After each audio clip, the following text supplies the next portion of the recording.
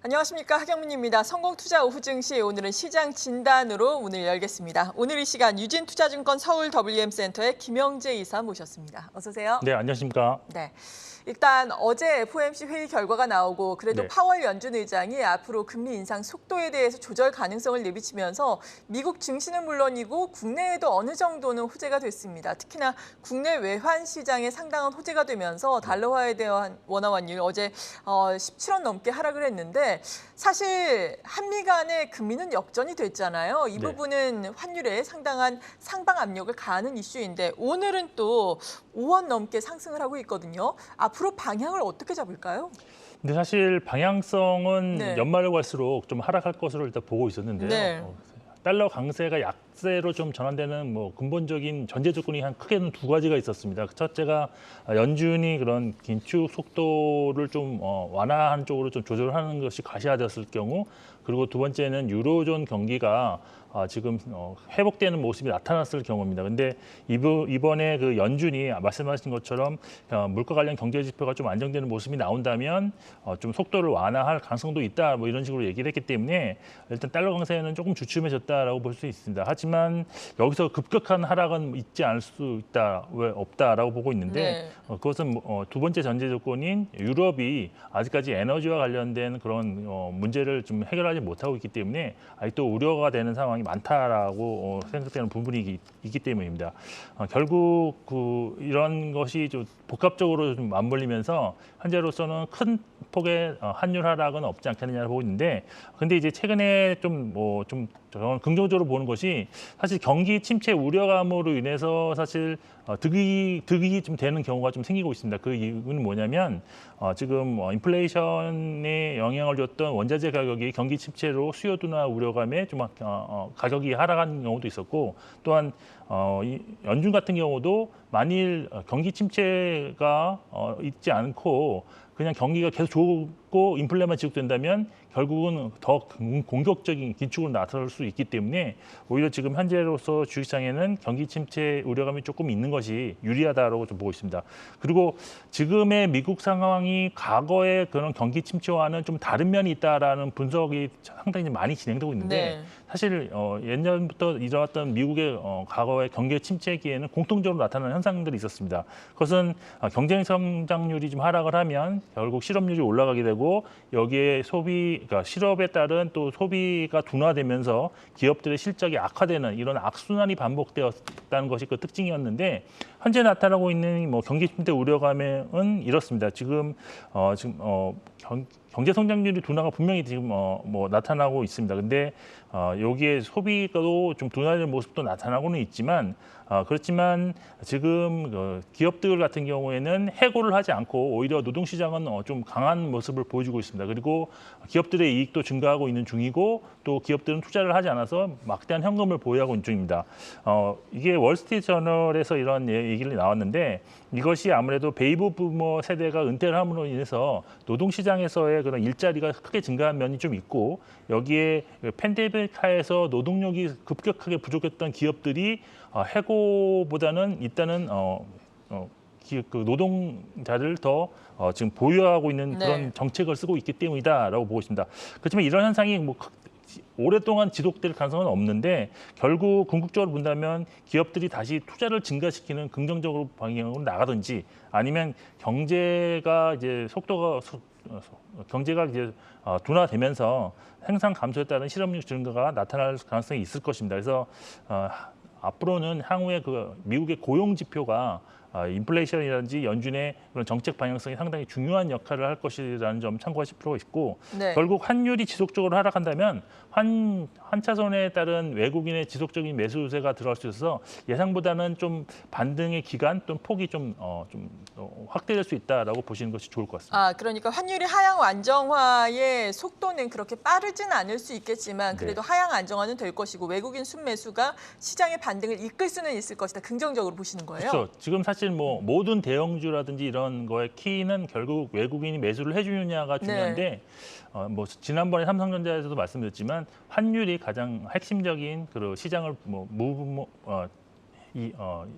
이끌어가는 주요 키포인트가 될 것이다라고 보고 있습니다. 네. 그리고 미국 증시에서는 성장주가 최근에 또 의외로 선전을 하고 있습니다. 대표적으로 간밤에는 또 아마존이 실적을 발표를 했는데 2분기 연속 순손실이긴 하지만 워낙에 가이던스가 낮아져 있어서인지 가이던스는 또 웃돌면서 시간의 거래에서 한 13% 정도 주가가 급등을 했거든요. 애플도 그럭저럭 뭐 괜찮았는데 우리나라에서 대표적인 뭐 성장주로 대변되는 것이 또 플랫폼과 관련된 네. 종목들 네이버가 오늘 4% 오름세를 나타내고 있어요.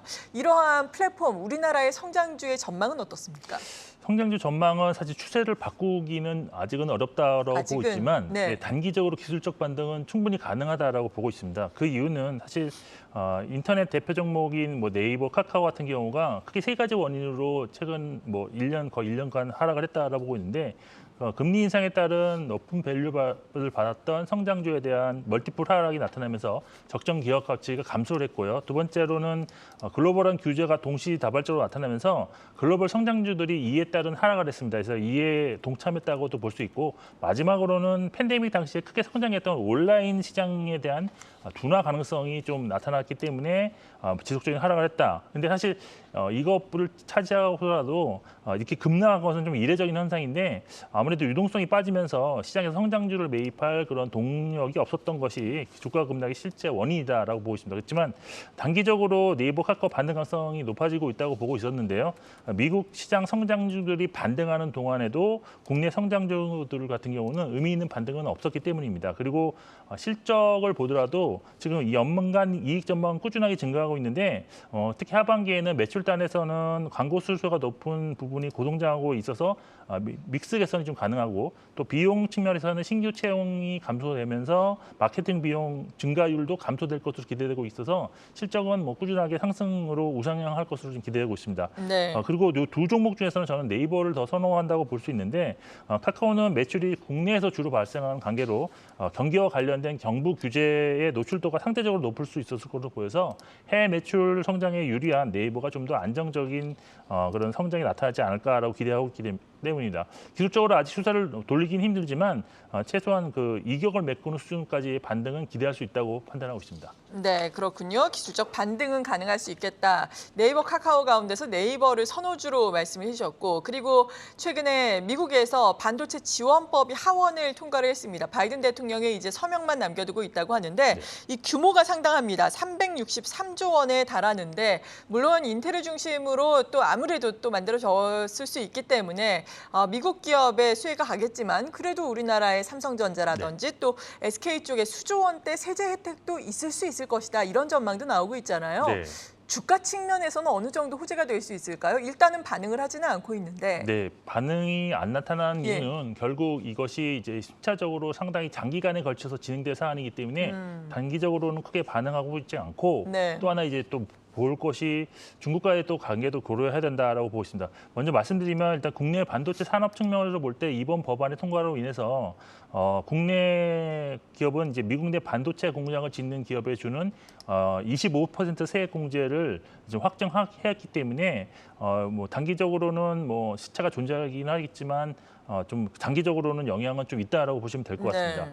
그리고 결국 지금 공장을 미국에 착공하지 못했던 뭐 국내 기업뿐만이 아니라 외국 기업도 마찬가지인데 이런 부분이 지금 해소가 되게 보기 때문에 국내 기업의 투자 규모도 확대될 수 있고 또한 투자 속도도 빨라질 가능성이 좀 있어 보입니다.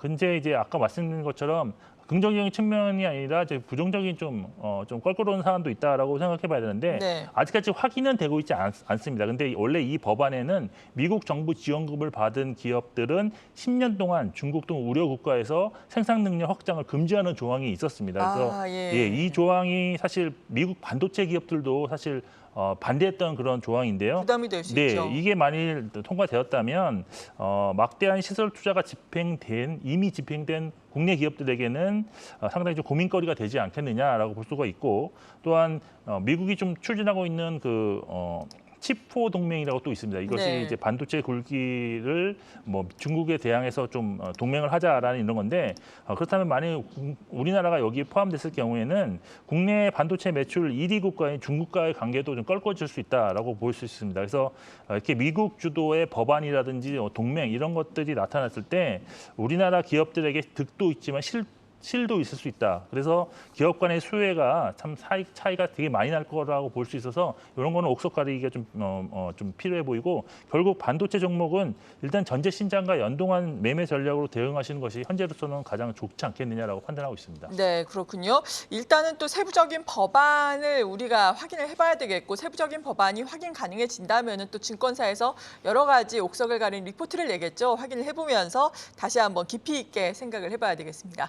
그리고 요즘에 어제 오늘 신재생 에너지와 관련된 기업들이 상당히 큰 폭으로 오름세를 나타내고 있습니다. 하나솔루션이라든지 오늘 같은 경우에는 또 현대에너지솔루션 실적을 어제 또 발표를 하면서 급등을 하고 있는데 이 가운데서 또 이슈가 되고 있는 것이 미국의 그린 부양안 합의 영향 아니겠습니까? 일단 그린 부양안이 어떤 건가요? 네, 이거는 작년부터 예. 논의되었던 미국 에너지 투자 확대 법안이라고 보시면 되는데 네. 지금 이것을 반대했던 그 상원 의원이 이것을 좀 찬성하는 걸로 지금 의견을 선회했기 때문에 8월이나 뭐 빠른 8월 아니면 9월쯤에 최종 통과가 될 가능성이 높아졌습니다. 이 법안은 뭐 총 4,330억 달러 투자 중에서 3,690억 달러를 기후 및 에너지 안보에 할당하는 법안인데 네. 국내 기업과 관련해서 뭐 주목할 만한 내용은 지금 미국 내 태양광과 풍력에 대한 그 설치에 대한 세제 혜택이 단기적으로 뭐 연 단위로 되는 것이 아니라 10년 단위로 연장시킬 수 있는 그런 법안입니다. 그래서 여기에 또 전기차 구입에도 세제 혜택을 준다 이런 내용이 있는데 이와 관련해서 미국의 EIA라는 그 에너지 단체가 이거에 대한 시뮬레이션을 좀 해봤는데요. 지금 만 2050년까지 세제 혜택이 연장된다면 향후에 예상되는 발전량 증가율이 풍력이 지금 23.8%, 네. 태양광이 12.8%로 나타남으로 인해서 풍력의 수혜 정도가 상대적으로 더 크다라는 것 때문에 최근 어제도 그렇고 오늘도 풍력 관련주들이 상당히 지금 크게 상승하고 있는 상황입니다. 결국 이런 것들이 법안이 통과된다면 시차를 두고 이제 풍력 기자재 업체들에 대한 수주가 본격적으로 연말 내년에는 분명히 지금 증가할 것이기 때문에 네. 관련 종목을 좀 주목하실 필요가 있는데 저는 이 종목 중에서 CS 윈드를 좀 괜찮게 보고 있습니다. 풍력 업체. 네, 예. 그렇습니다. CS 윈드는 풍력 터빈 제조업체로서 일단 시가총액이 풍력 업종 내 1등 기업인데요. CS 윈드 같은 경우는 미국 법안 통과 기대감도 있지만 유럽 시장 확대와 관련 수혜도 기대되는 종목입니다. 유럽 지역에서는 아시다시피 뭐 지금 탄소 중립 여기에 또 러시아와 관련된 에너지 안보가 상당히 중요시되고 있는데 빠른 시간 내에 에너지를 확보할 수 있는 풍력이나 태양광에 대한 그런 관심이 상당히 높은 나타나고 있습니다. 대표적으로 독일 같은 경우가 연간 풍력에 대한 그 발전량을 10기가와트, 해상 풍력은 뭐 9기가와트까지 지금 확대하기로 했고 전국토 2%를 풍력 부지를 확대하는 법안도 지금 진행 중입니다. 포르투갈도 지금 해상 풍력 입찰 네. 규모를 2배 확대하는 등 유럽 시장에서 매출이 큰 CS 윈드로서는 상당히 큰 실적 성장이 기대된다라고 할 수 있겠습니다. 밸류에이션 수준이 상대적으로 저평가됐다라고 볼 수 있는데 지금 보통 글로벌 피어 그룹이 PER 40배 이상 받고 있지만 현재 CS 윈드는 PER 20배 이하로 좀 받고 있다는 것도 긍정적이다라고 할 수 있겠습니다. 네, 이제 또 8월 앞두고 있습니다. 미국 증시 최근의 오름세에 비하면 국내 증시 다소 아쉽다라고 볼 수도 있겠지만 그래도 외국인이 최근에는 순매수 기조로 어느 정도 돌아서고 있다는 점, 시장은 반등을 이어가고 있다는 점이 긍정적인 부분으로 볼 수 있을 것 같은데 8월 증시 간략하게 전망해 주시면서 전략 세워주신다면요? 네, 일단 7월 흐름이 유지될 것으로 보고 있는데요. 네. 그 이유는 뭐 9월에 뭐 FOMC에서의 50bp, 그러니까 약간 좀 톤 다운된 그런 인상률이 지금 78%로 유지되고 있어서 큰 이변 없는 한 약세적 반등 지속된다 보고 있고요. 그렇지만 뭐 환율이라든지 뭐 고용 지표, 뭐 외국인 매매 동향은 좀 주목하실 필요가 있다라고 보이고, 그리고 지금 현재 시장에서 사실 매도보다는 매수자가 없어서 지금 시장이 못 올라가고 있는 상황이 있는데 일단 단기적인 매물 부담이 없겠다는 그 이유 하나만으로도 보유 전략은 좀 가져가셔야 될 것 같습니다. 그리고 8월에는 뭐 신규로 좀 보실 수 있다고 볼 수 있는 업종들이 원재료 가격이 상당히 지금 많이 하락해서 제품 가격은 올랐는데 네. 원재료 가격이 다시 하락한 이런 업종, 예를 들어서 음식료, 화학, 조선, 시멘트 등을 좀 관심 있게 보시면 좋지 않겠느냐라고 판단하고 있습니다. 네, 지금까지 큰 그림을 그려봤습니다. 유진투자증권 서울 WM센터의 김영재 이사였습니다. 고맙습니다.